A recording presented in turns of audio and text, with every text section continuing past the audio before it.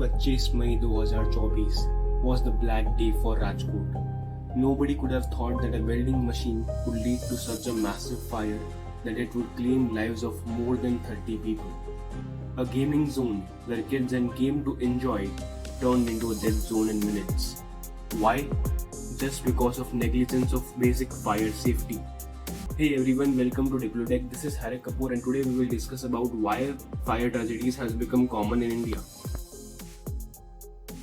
Rajkot TRP game zone fire कोई पहला incident नहीं है जो फायर सेफ्टी के नेग्लिजेंस से हुआ है।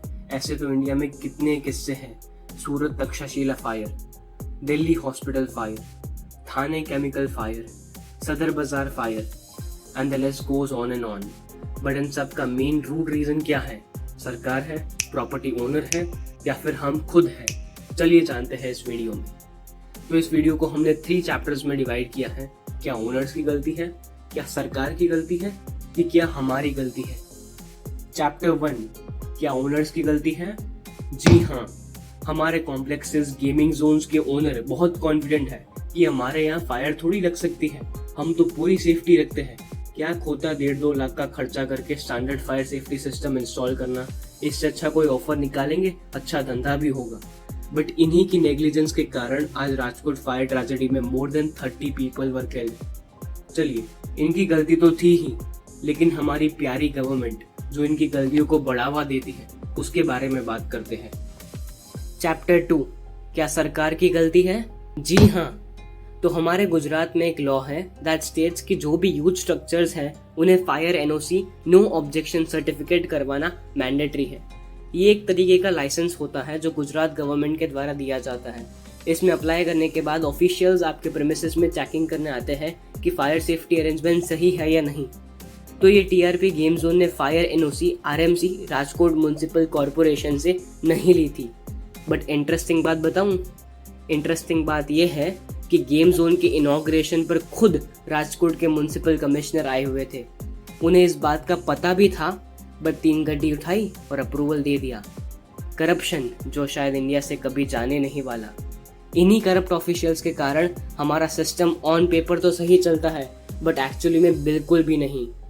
अरे ये देखकर तो आप गुस्से से भर जाओगे। ये है Ramesh Tilala, candidate from BJP for Rajkot south. क्या मस्त हंस रहे हैं, कोई दुख ही नहीं है। शायद पॉलिटिक्स में आकर इनके लिए ये सब देखना नॉर्मल हो गया है। इंडिया के करप्शन की तो बात ही निराली है। बट अब बहुत बात कर ली दूसरों की, बहुत दोष दे दिया दूसरों को, अब अपनी बात करते हैं। चैप्टर 3, क्या हमारी गलती है? जी हाँ, आपने सही सुना, मैंने हाँ ही कहा है। अब आप सोच रहे होंगे कि इतनी बार सबको दोषी ठहरा के अब मैं आप कह रहा हूँ कि गलती हमारी भी है। क्यों? चलिए मान लिया कि ओनर्स को अपना पैसा बचाना था, गवर्नमेंट तो करप्ट है ही, पर क्या हमारी बुद्धि घास करने गई थी कि हम ऐसे गेमिंग जोन्स जा रहे हैं जहाँ पर प्रॉपर फायर नॉर्म्स ही फॉलो नहीं हो रहे? बस इंस्टा में रील देख ली कि वीकेंड को मस्त ऑफर है, चलो अपने फ्रेंड्स के साथ एक प्लान बनाते हैं। क्या हमारे पास इतना समय नहीं कि उस गेमिंग जोन का एक छोटा सा फायर सेफ्टी चेक कर ले, यदि गवर्नमेंट नहीं कर रही तो?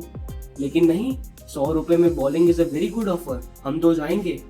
मैं सभी यूथ से यही कहूंगा कि अगर आपको ऐसे गेमिंग जोन्स के बारे में पता चलता है जहां फायर नॉर्म्स फॉलो नहीं हो रहे तो आवाज उठाइए, ओनर्स को रिक्वेस्ट कीजिए कि वो अपने यहाँ फायर सेफ्टी सिस्टम इंस्टॉल कर ले, और तब तक खुद और अपने फ्रेंड्स को भी वहां जाने से रोकिए। किसी ने कहा है कि be the change you want to see in the world. चलिए आज से हम कोई भी एंटरटेन या गेमिंग जोन जाए उससे पहले वहां की फायर सेफ्टी का एक छोटा सा चेक कर ले।